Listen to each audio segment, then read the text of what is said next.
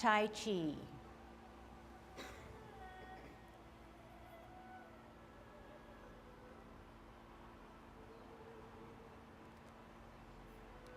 Everybody ready?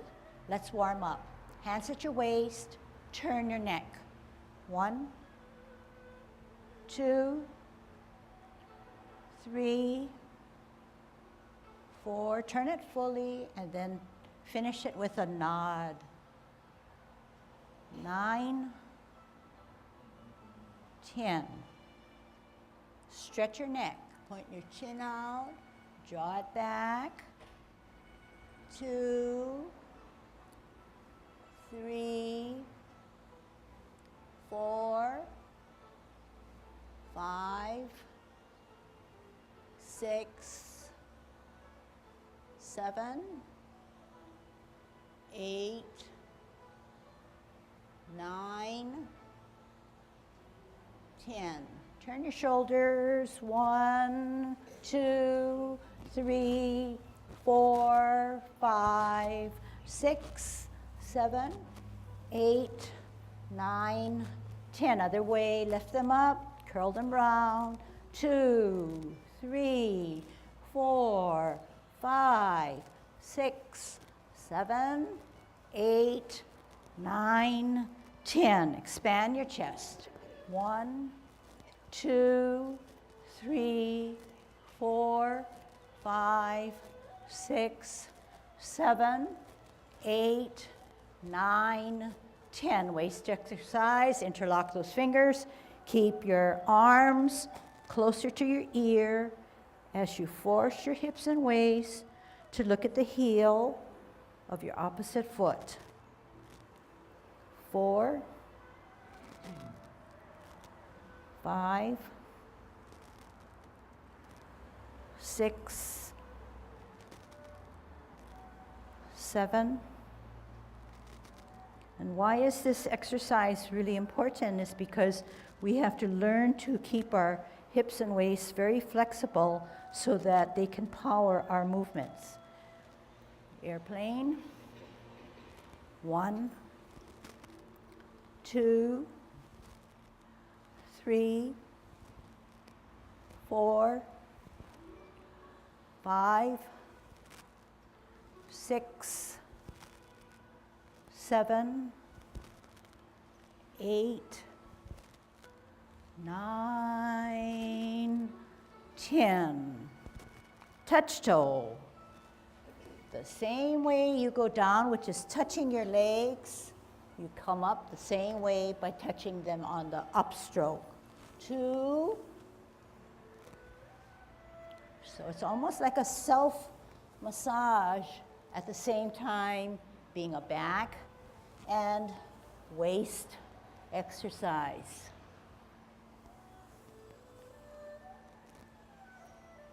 7, 8, 9, 10. Okay? Turn your hips. Power of the hips and waist. 1, 2, 3, 4, 5, 6, 7, 8, 9, 10. Other way. 1, 2, 3, 4, 5, 6, 7, 8, 9, 10. Be careful. Shift your weight to the left. Ground down or root down on the left. Head straight up. Weightless foot gets to be kicked.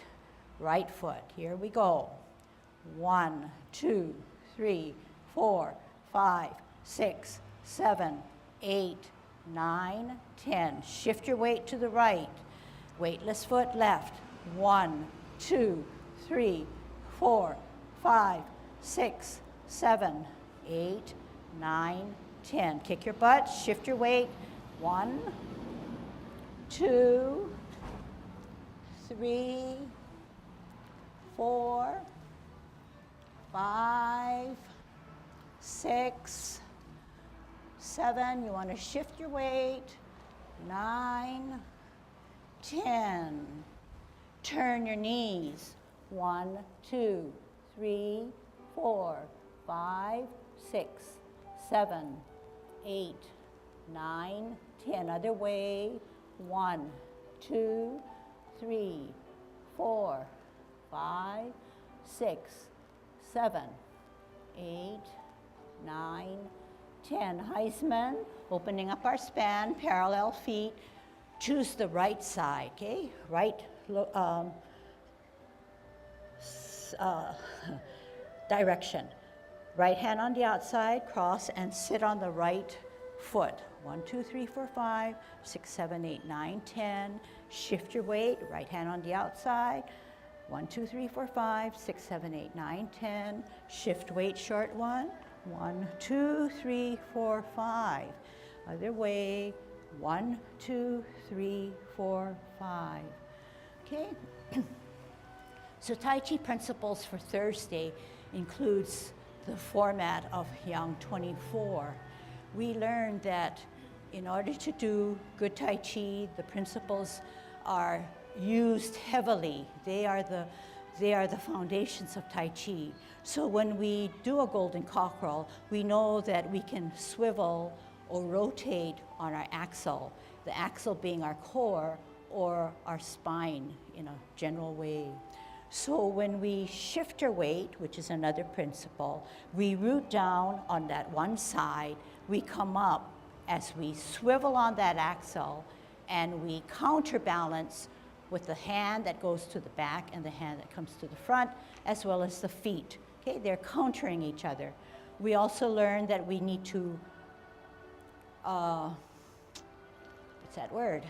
We need to create spirals up higher so that we can synchronize a downward motion and an upward motion.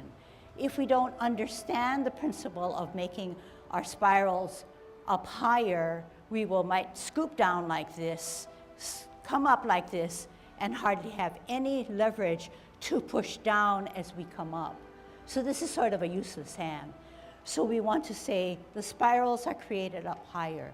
It comes this way and then comes down to give us a longer distance in which to push down to come rising up. Counterbalancing, okay?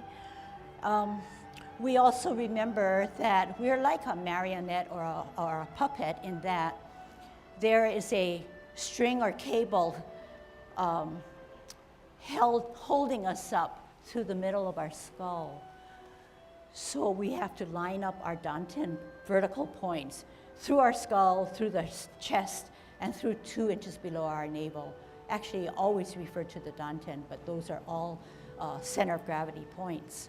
So I'm going to we're going to practice golden cockerel, okay? And trying to implement the principles I just went over. Golden cockerel stands first on its left. Create your spirals up higher. Turn on your axle, shift your weight, follow. Try to get everything in, concentrate.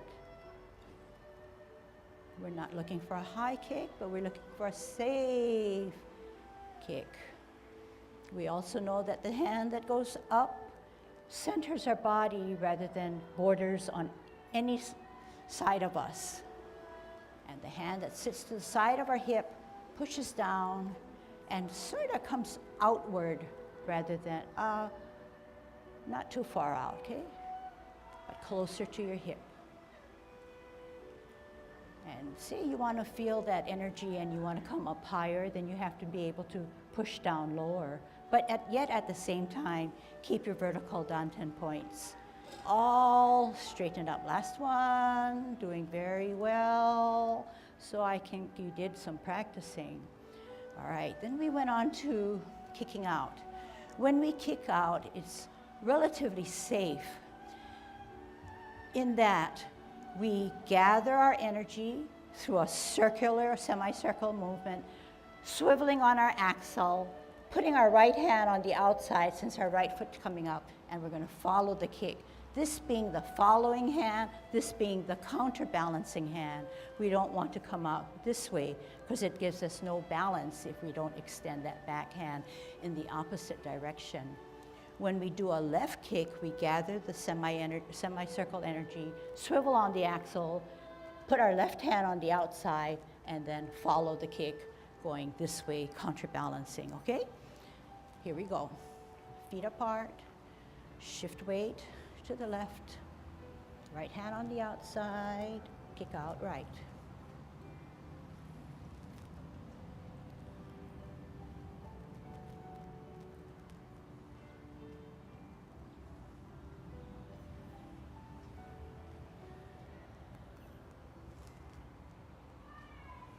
And you also see that when you bring your arms up, they're centering your body, the strongest part and the most stable part of your system.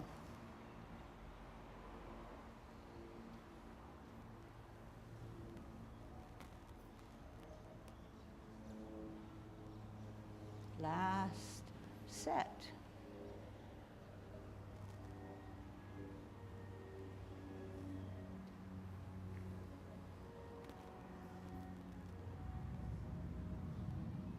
Okay. So remembering that this class is not a complete 24, Yang 24 Tai Chi focusing only on movements, we are using our Yang 24 movements to try to really know the principles well.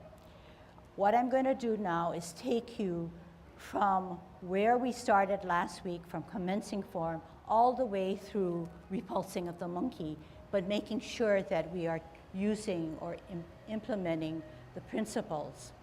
So this time now, to see me better, I think we're going to come forward, okay, rather than sideways, and then sideways we'll do the second time. But in order to see me forward, we're going to have to start facing the clock wall. So can you all face the clock wall, okay? And then as soon as we start to part the wild horse's mane, you will see what I mean.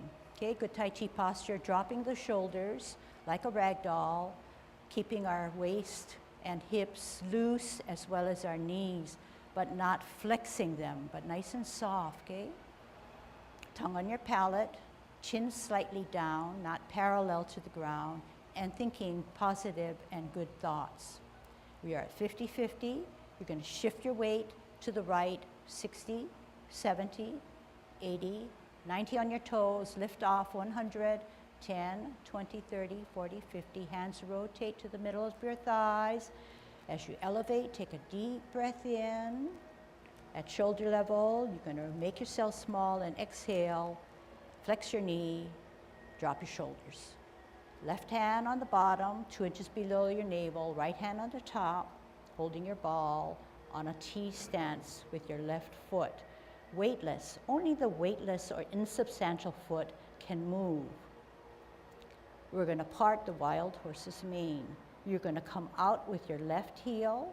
You're going to move the energy and open the ball and split it to divide the energy to part the wild horse's mane. Okay, you can adjust your hand motions or your feet to make it look like mine as much as possible. We're going to sit back and sit down on an imaginary stool, and the weightless foot now is semi-weightless foot is the left forward foot. It pivots out on its heel.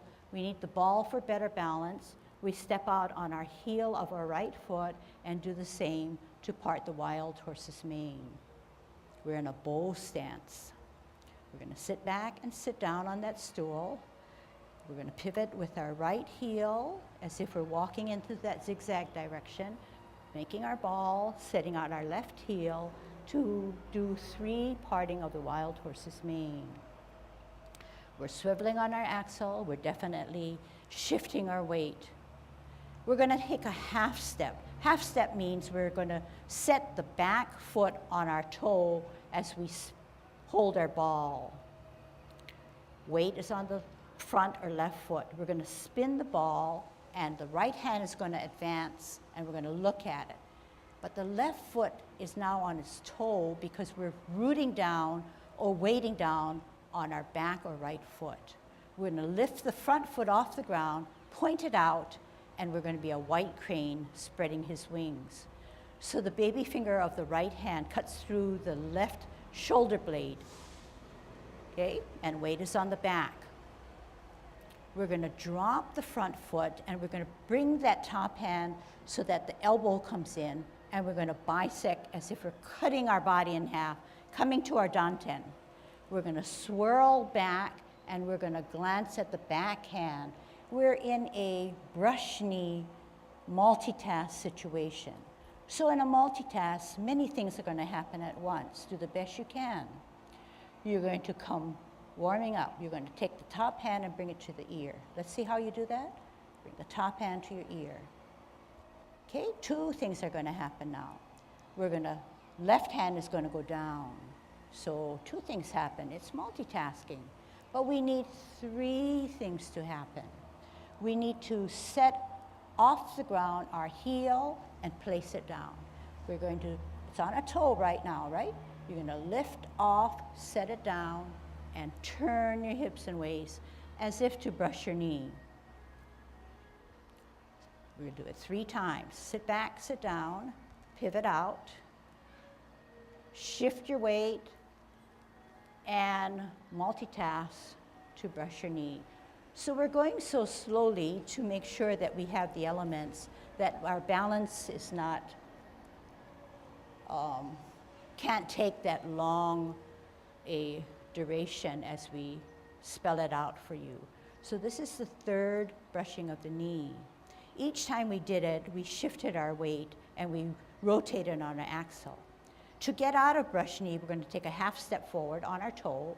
We're going to shift our weight to the back foot, and we're going to shift our hands and rock our front foot to the toe and place it on its heel. And the glute is played in this way. The left hand is higher, the right hand is lower and across from the left elbow. And not parallel like this, but the right hand is slightly dipped into the left elbow. We are playing our lute. Our weight is on our back. If our weight is not on the back, we cannot advance to the next motion. The next motion is a backwards Tai Chi walk called repulsing of the monkey. So we'll go slowly because we know that Tai Chi is safe, but we also know that we've never done this before. So we're going to take some caution, okay? Precaution. We're going to drop our front foot, which is now on our heel. We're going to leave the left hand there in the front, but our right hand spirals up higher as we glance at the back hand. We then open our palms as if we're showing it to the ceiling. Not so much the top hand, but this right center hand, because that's a balancing hand. We have our weight on the back foot. We're going to walk backwards, but safely. We're going to multitask. We're going to bring this to our ear. How do you do that? Show me 2 times. And at the same time we do it, we're going to lift up our foot, starting with our toe. So it's going to go something like this.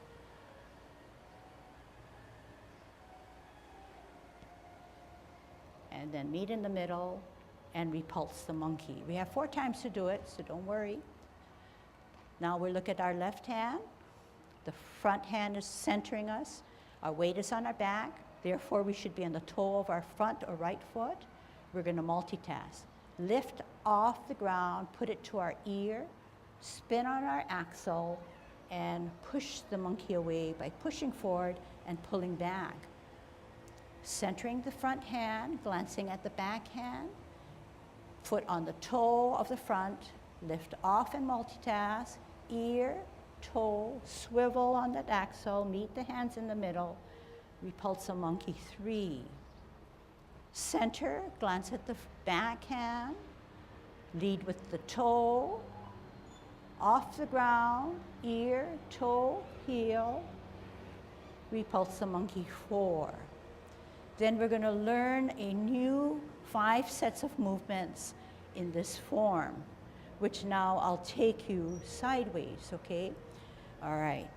So yes, Tai Chi is very complex. It's demanding, and yet we're able to relax and feel a sense of peacefulness. But why? Right now you're saying, yes, it's hard, I don't really know, and my body can't do what she's doing, but you're concentrating so hard that you're forgetting about what's going on outside the classroom. I see people smiling and they say, yeah, definitely, you know? So that in itself is good. That is a strong characteristic of Tai Chi, any form of Tai Chi, because you have to concentrate. At the same time, you're learning more about your body. You're saying to yourself, wow, I didn't know my body could, you know, be so powerful and I could do a backwards walk without falling, you know? But you have the gift of your body to make use of it in the maximum way. That's what Tai Chi affords you if you continue with class and someone can actually teach you or make you try to feel, okay? All right, just like any other exercise, okay? That you have to give it some work, you have to give it some time, you have to wait for your body to catch up with what your mind is cranking through, okay? And with that, many benefits come. So our goal today is to learn maybe 5 new movements to add on to the 5 that we've already learned. I think it was 6 actually, but roundabout, okay? So people who have taken my class before will find this one duck soup because they've already gone through it. But try to remember that this is not merely a movement class for learning sequencing, but learning to see how your body can implement the principles, okay? So we did repulsing of the monkey, and now we're going into the next movement, which is called grasping of the bird's tail. When you grasp the bird's tail, you start with a ball on a T stance, and you come out on an L stance, and you ward off your opponent, since Tai Chi is based on martial arts. You push your opponent away using your forearm. Then you turn your hips and waist, the power of the hips and waist. You reposition your hands, stagger them palm to palm, and you sit back on your imaginary stool, and you turn your hips and waist to look back, because you're actually pulling down your opponent, but we say that we're grasping the bird's tail. At this point, you contact, you touch, both hands are being touched, or both wrists are being touched, or a hand to the wrist. You come to the center of your body, and you separate the energy, and you roll back, and you sit down on that stool, and then you spiral up and push him away one more time. What we do on one side, we have to do on the other side.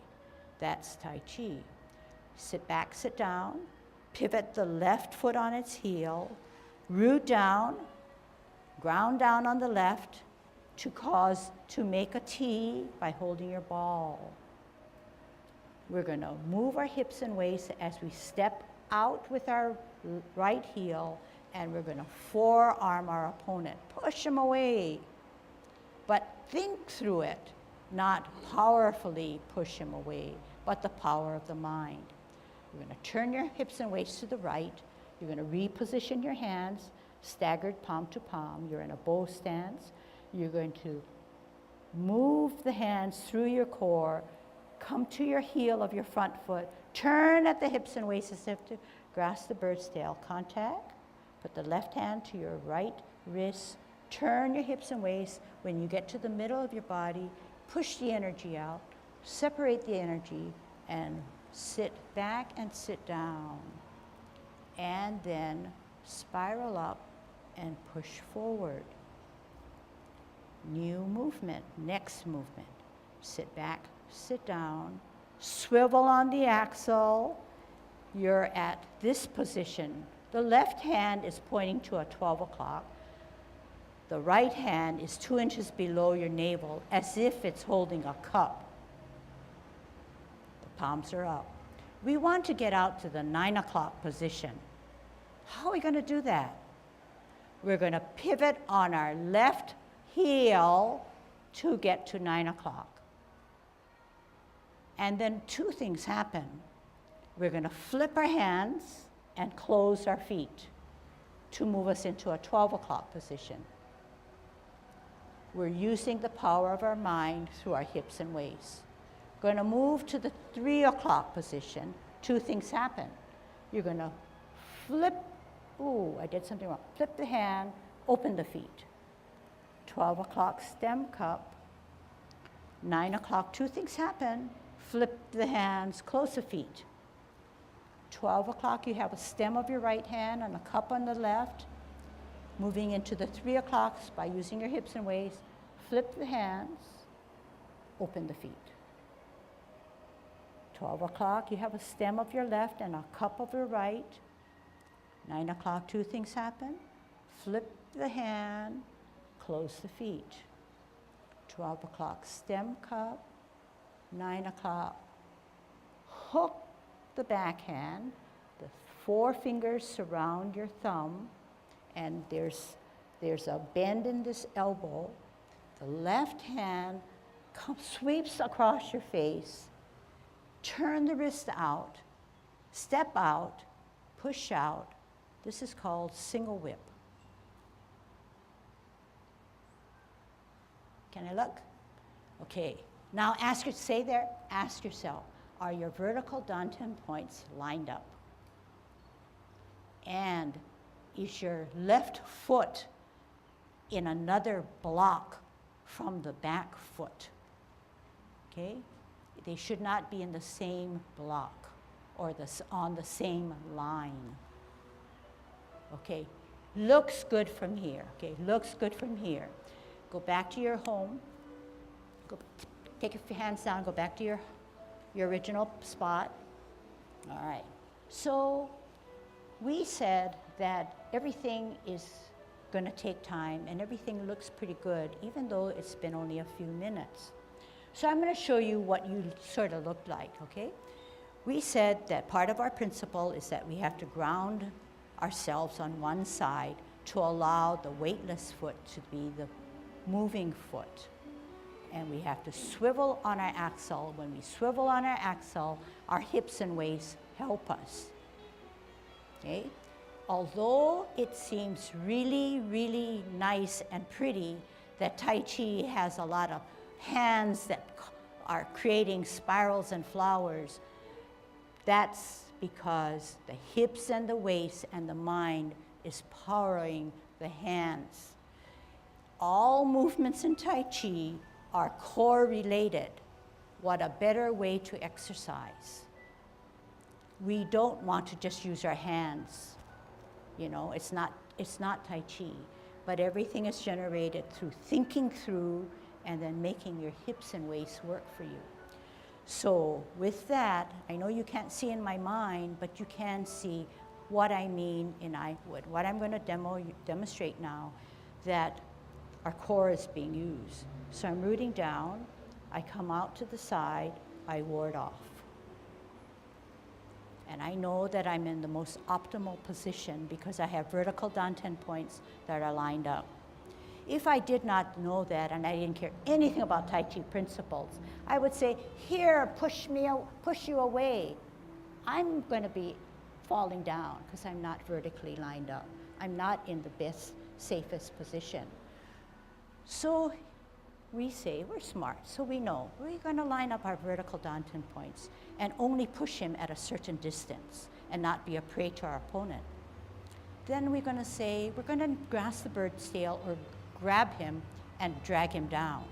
We use the power of our hips and waist, use our core and our mind to set it up and drag him down. The power of the energy that you have on that back foot and the power of the mind.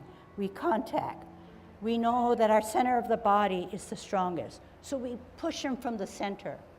We separate our energy. We roll back and push him down. Get him again, and finally push him out. What we do on the other side is the same thing because Tai Chi is synchronized. I shifted my weight. My weightless foot is ready to go and move. I step out. I push him away, keeping my vertical dantian points straight. I turn my hips and waist, reposition my hands, and I don't just come down this way and this way, but I know that I have the power of my hips and waist to help me to turn to power that movement to then actually be in the safest, strongest position. Okay, so I'm going to let you do this one because doing is actually believing in what I just presented. Okay, you have to do it, you have to feel it, then you have to try to say, wow, that is powerful. Okay, and pretend that you have that opponent there, but never use force and bring him down like this. But it's the power of the core, the power of the mind that's making that power for you, okay, or empowering you. Okay, so we're going to be on a T stance. You can put your right foot on a cross section of a tile, on the lines of a tile, cross section, okay? The left foot, you put it on the bisecting line, okay? That's the T stance. But you can take this T stance and don't stand on the line, but the orientation is like this, okay? Left hand on the bottom, 2 inches below your navel. Right hand at chest level. Bring your arms in as if to hold it, not palm to palm. Weight on the right foot, so we're bearing our weight to allow the energy to move from that foot to our rest of our system, including the left weightless foot. T stance. Step out with your heel.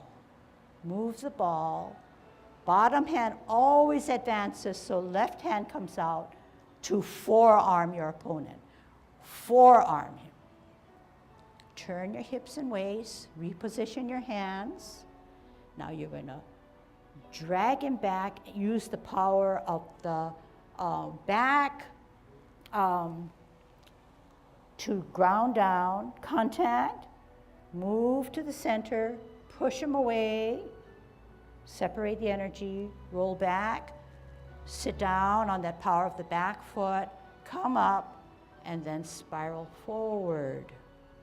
Knee not beyond your toes, okay? Now we're going to do the other side. Sit back, sit down, pivot, root down on that left foot, create a T with your right foot, bring your ball in. We're going to ward off. Step out with your heel, forearm your opponent, keeping your vertical dantian point straight. Turn your hips and waist first, then the hands go for the ride. Pull down the bird's tail. Use your hips and waist to look back. Contact, turn at the hips and waist, find the center of your body, push the energy out, separate the hands, roll back and sit down, spiral up, lunge forward. Going on because you're doing so good. Sit back, sit down, pivot. 12 o'clock, left hand is a stem, right hand is a cup. Going out to the 9 o'clock. Changing hands, coming to 12 o'clock, stem cup. At 3 o'clock, you're creating a hook. The forefingers are around the thumb. The left foot now forms a T. The right hand swipes across the face. Turn the wrist, step out, matching the top and the bottom. This is called single whip.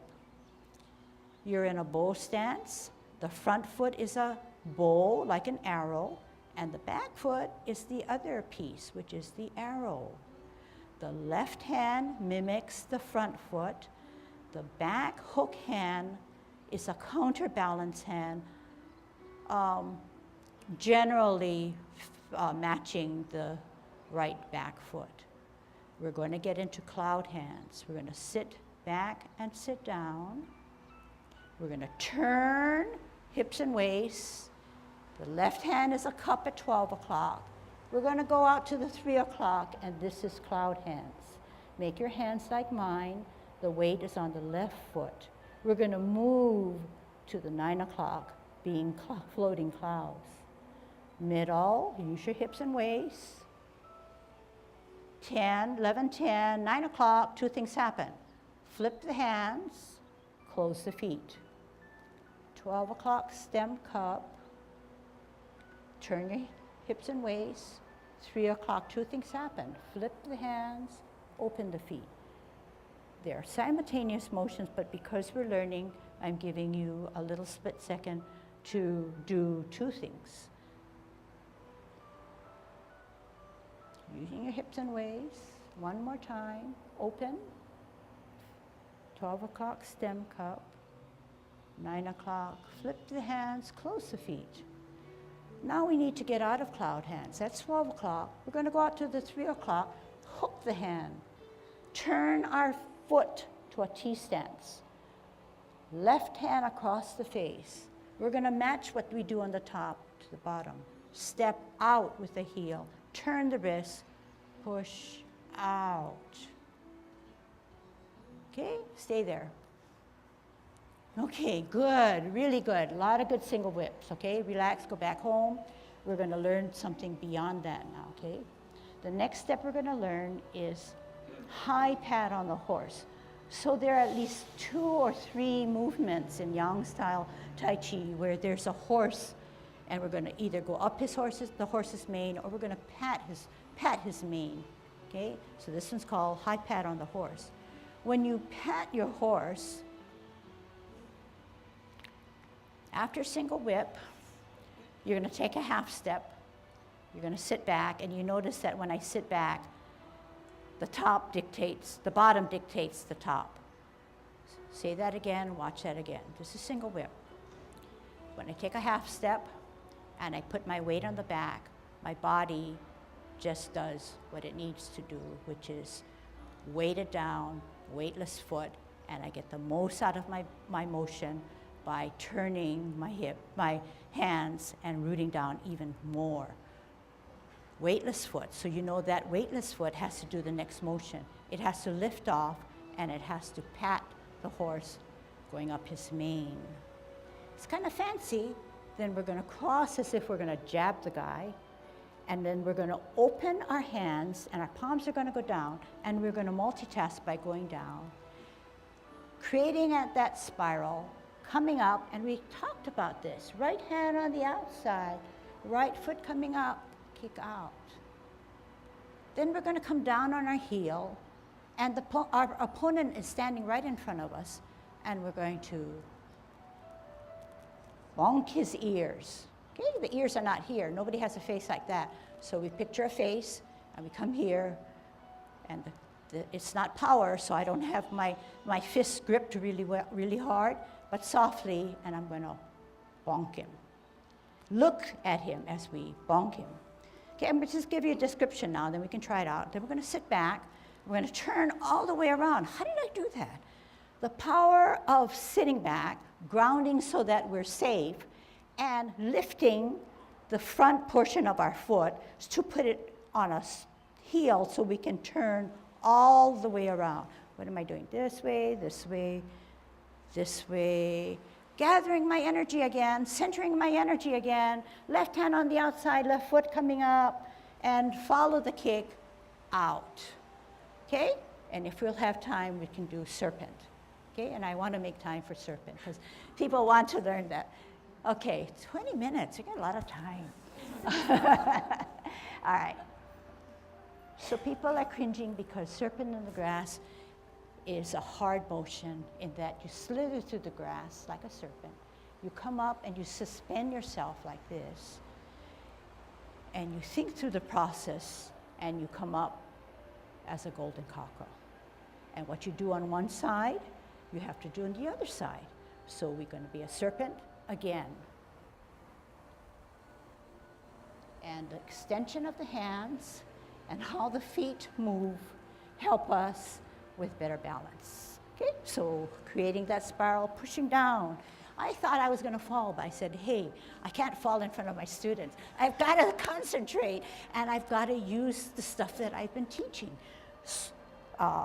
Creating the spirals up higher, concentrating hard, and bringing it up. Okay, and it works. It doesn't work all the time. It's never guaranteed, but we can empower ourselves through our mind and through the use of our body. All right, we said that we would try high pat on the horse. You won't see my hands coming forward, but it's a better view to come forward. Okay?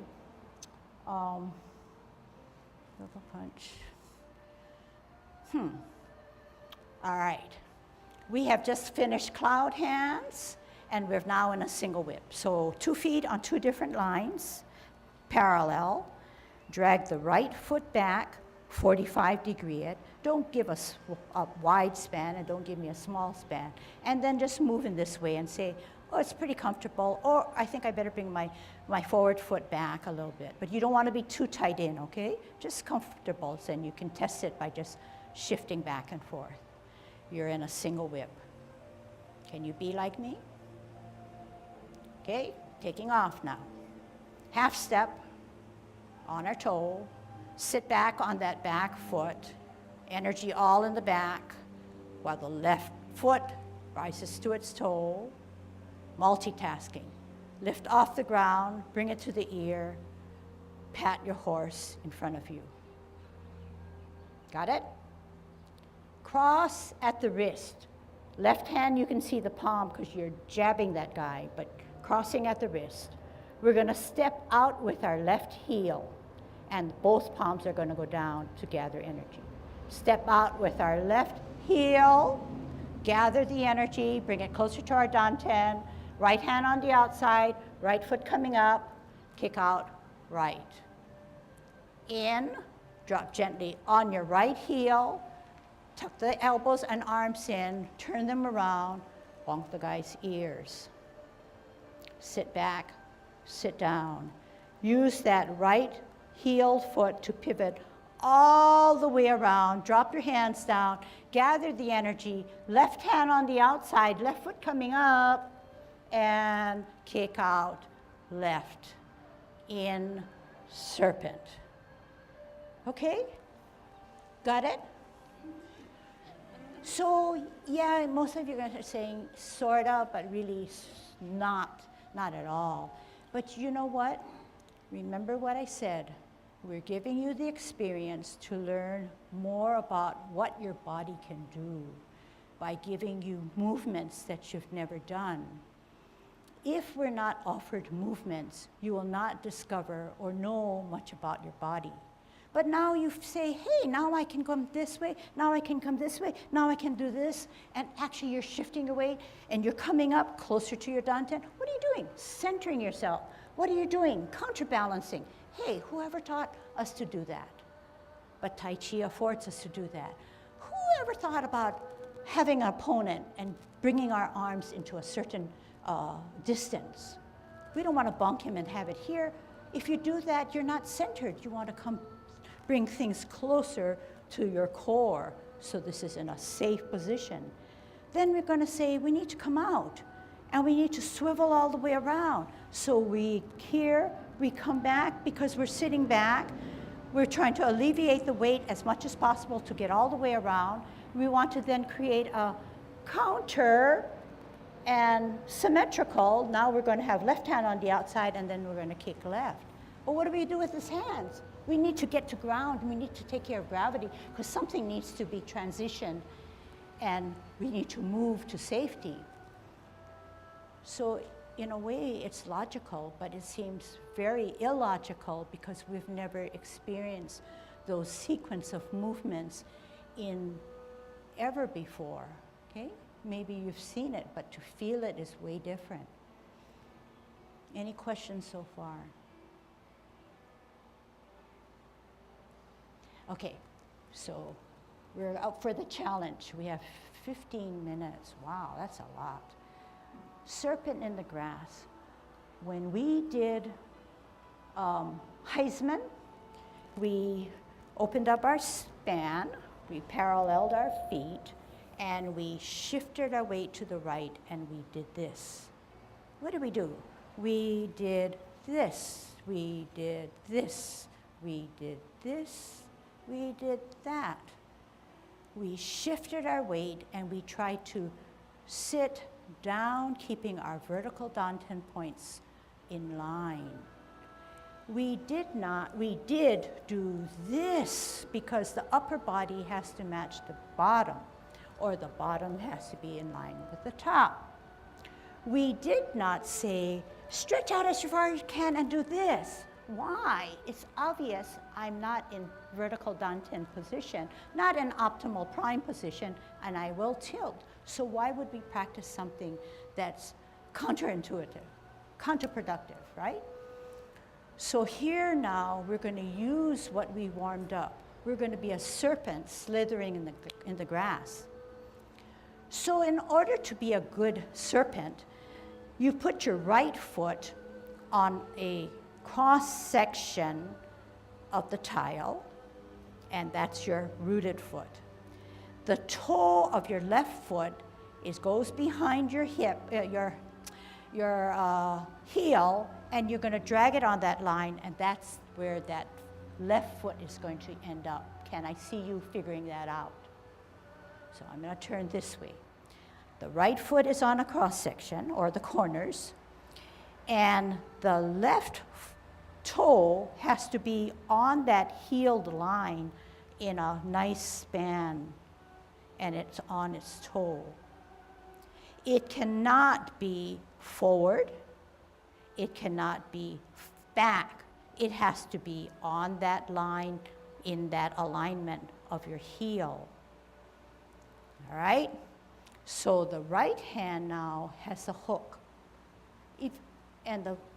It's soft, and it's not straight in front of you, but sort of to the side, but not way to the side. Okay, so if this is, what did I say? This is maybe 360, this is 180 or something like that, or a little bit more than 90 degrees, okay? So we're gonna touch bases with that toe, root it down. We're gonna come down, and we're gonna turn this thing and turn our left heel out. What are we gonna do? We're going to put weight on the right and come down. And then we're gonna swivel on the heel of our left and veer to the left and hook that hand backwards. We're gonna put the hook facing upwards now, okay? Do you see my hand here? It's faced this way. It came here, and then it's gonna come this way for leverage, okay, to put it in a short way. You can watch, and you can do, or you can just soak it in however you want to. The left hand now is like this, by your palm, by your shoulder. It's eventually going to come down, slither through, and it's going to come this way. But you don't see that hand, so that's why I'm facing you. Okay? So let's just test it out, okay? We're not going to perform, and we're not going to worry about how we look at this point. Okay? So the hook hand, weight down, parallel feet, drag that left foot to its toe, parallel, looking at the hook hand. You're going to come down. Sit down as far as you can, keeping your vertical dantians. Fingers are pointing down of the left hand. You're going to use your heel of your left foot and swirl out and angle more to your left. But at the same time, that hook hand now turned into a upward. It's not facing down now, it's facing up. Okay? You're in optimal position. Then you're going to shift your weight to the front foot and come up as a golden cockerel, standing on its right, on its left. Then you're going to put your toe down, and you're going to spin. You're not going to see me. The left hand becomes the hook, and the right hand is by your shoulder. Can you hear and do it? Left hand is a hook. Right hand is palms facing your left shoulder. The toe of your left foot is behind your heel, and you're going to bring it out. You're going to sit down on the left, create a rooted or grounded foot. Fingers are now pointing down. You're going to swerve out to the right, and you're going to stretch out for optimal position. Then you're going to change your weight and come up as a golden cockerel on his right foot. Okay, not bad. If you got this far, something's churning in your mind, or you're absorbing what you see also. So I say this is not a crash course because it's not. My goal is not to teach you every single movement to the maximum refinement. It's not realistic. And to be in a second class, and some of you for your first lesson for 5 weeks, we're already at Serpent in the Grass, but that's ridiculous. But all you have to remember, it's not so ridiculous because I'm teaching you about how your body can be used by knowing the Tai Chi principles of shifting weight, spiraling, counterbalancing, swiveling, all those symmetrical things, shifting weight. So Mas will do it correctly. So grounding down, coming out, weightless foot, can move, pivoting out, top and bottom, doing the same thing, making the best use of our bodies, top and bottom, optimal position, even though if you may feel like it's not ever been done in your repertoire, shifting your weight, spiraling up, spiraling down, golden cockerel, and more and more and more and more, okay? Just to give you an idea of what we're trying to do in Tai Chi, no matter what movement you're doing, you're trying to get yourself into a favorable body position as it relates to gravity, very stable. And in Tai Chi, they refer to this maybe as substantial. You're basically, particularly in the most extreme form, everything is on one side. This is substantial, but very favorable, right? All I have to do is just keep my leg pretty stiff and keep my posture straight, and I have a advantageous position for stability. And so each of the forms that you go up into, there is a relative degree of stability. And you're trying to learn that where your hands are supposed to be, where your legs are supposed to be, and how. Then the second is you're trying to move from one favorable position, equilibrium-wise, stability-wise, to another.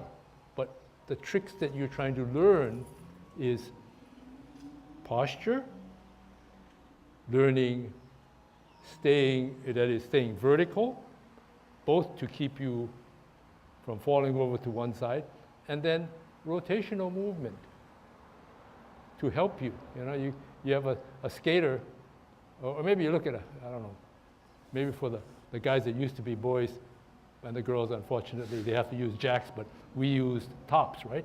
As soon as you got the top going at top speed, it's very stable, rotational. And as the thing peters out, same thing with the jacks, you know. And it goes for a bit, and then it starts wobbling. So what you're trying to do is take advantage of rotational.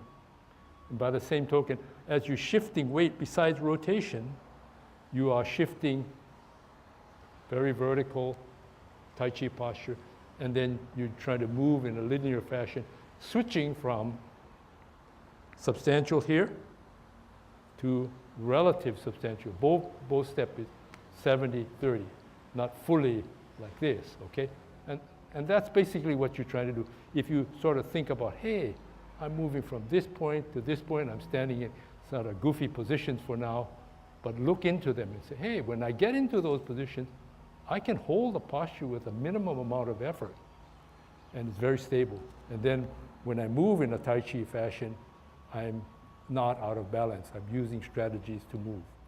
We all agree Tai Chi is very unique. It's very interesting. It looks easier than it really is. Yeah. But you know what? In the end, if you should pursue it, the benefits are huge. If we could have turned the clock back, we feel that we should have started earlier because we know that returns are great. However, we can't turn the clock back, but we say get into it when you can because it's never too late. Okay, and I think that's the premise in which we teach.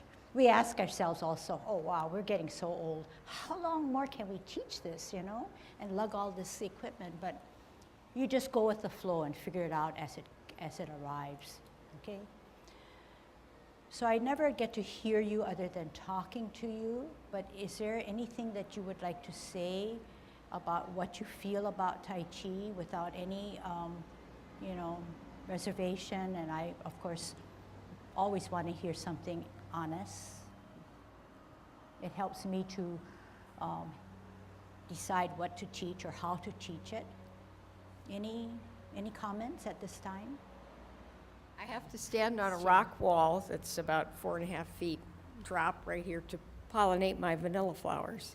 And since I started, I feel a lot safer. It's kind of a dumb thing to do, but it's less dumb now because I have better balance. You know, that is something that Tai Chi gives you. It gives you an aha, like, oh my gosh, why is this so much better now? And you kind of think about it and you say, it could be Tai Chi. We don't really know, but hey, that's something different that you've entered or experienced in your life is to come to Tai Chi. And how long? It's not been that long. Maybe one session? Yeah, And one this is the session, second session? except for 30 years ago. Oh, and 30 years ago. Hey, that's good too. Okay, thanks for sharing. I think that's valuable. Pat? Vividly, I remember when I first started Tai Chi in level 1, I was 2 left feet. I mean, really bad. And I was looking at everyone around me and I said, I don't know if I can do this because I'm not the most coordinated person, really. Take my word for it. So, but over time, and I am very committed to it, so this will be my lifelong journey. And I've seen where, my husband notices it. When I'm walking, because we do walk, he said, oh, you know, I can last longer, my stride is better, I don't tend to trip as much, and even the movements over time, you know, with practice, and you need to practice, that's, at least for me, I need to practice. And so it's gotten a little smoother, as you know, for the 10, the 24. Well, the whole thing is still a work in progress, really. But I like the course how you're teaching it now because it's really much slower. In fact, I looked at your Tuesday session, the 16, because I don't know that, and I was thinking, you know, the single whip and how you were doing it. I said, oh, that's really. You know, I could understand better, and it was a lot more integrated because when I first was exposed to the surfing in the grass, I was just hopeless, really.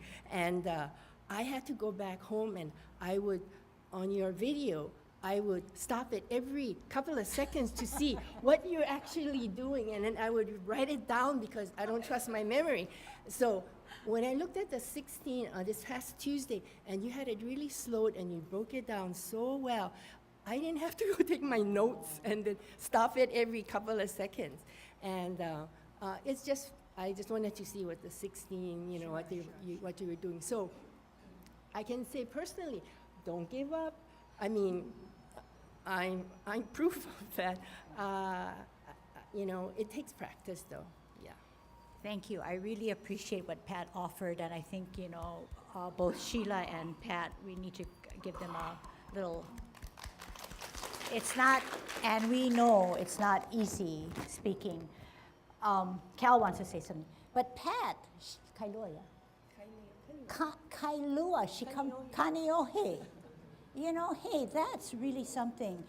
And I'll talk about people who practice. She practices more than me. She's gonna be way ahead of me. But good job, yeah. Okay, Cal. Tell them my story that I was out. Cal is a student that we all need to recognize. He was with us very gung-ho, always talking to Ken and me. What does this movement stand for? How am I doing? How can I do this? I'm having trouble. And he climbed all the way up to the 16 for level 3 in a short amount of time, not super fast. And then he was laid up for a whole year or more. He didn't come for a whole year, not that he didn't want to Yeah, come. I was hospitalized for 5 months in hospital. Then I sat out 2017. I started again 2018. Yeah. We're, uh, Calvin is an example of a big blessing, and you know, I'm happy to share, and I'm happier that he's able to tell us all his story, because there were points in time where we felt that we would lose Cal, because 5 minutes in the hospital, and then bouncing back, and then digging right back into Tai Chi. And he is signed up for one class. He comes to the 2 practices, and he tells me he's auditing the 2nd class. And I don't really, you know, I think that's wonderful that somebody that has that motivation come back physically, mentally, you know, I won't say 100%, but 90%. You know, we don't always have to work at a full capacity and still enjoy life and make the best of our body. So another big clap for Cal. And I think each of us has a story to tell, and I think that it's valuable because we don't spend enough time sharing. And going back to Pat, there's not enough time. Pat's saying that the lesson that I taught on Tuesday helped her. You might want to take a look and see what she's talking about. I felt like a broken record in that I went over single whip over and over again, trying to show them principles that were being used. But something like that, where you have the time to look over and practice and try to understand, really is valuable. So be open-minded. Look at your own online lesson, but search around and see what others are saying, or see what I taught to other classes, because it's all Tai Chi. It's all about body movements and how we can better understand how to use our body in a safer way, okay?